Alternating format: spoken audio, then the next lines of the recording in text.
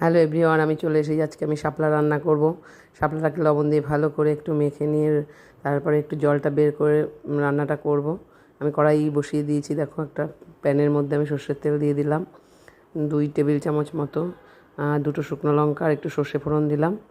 দেওয়ার পরে এবার দেখো সর্ষেটা ভালো করে হয়ে গেছে। এখন দেখো কতটা জল বেরিয়েছে। শাপলাটাকে চেপে চেপে আমি জল বের করে কড়াইতে দিয়ে এবার আমি এটাকে ভাজবো খুব ভালো করে।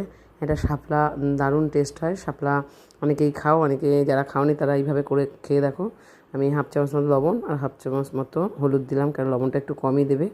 আগে আমি লবণ দিয়ে মেখে জলটা বের করেছি, ওই জন্য দেখো কি সুন্দর ভাজা ভাজা করছি। এর মধ্যে এমন কিছু মশলা খুব একটা লাগে না। আর দেখো কীরকম ঘেটে ঘেটে একদম। এর মধ্যে একটু চিনি দেবে অবশ্যই। এটা নিরামিষভাবে করছি, তোমরা মাছের মাথা দিতে পারো, চিংড়ি মাছ দিতে পারো আমিষভাবে করলে। আর 2টো কাঁচা লঙ্কা দিয়েছি। আমার হয়ে গেল রেডি শাপলা।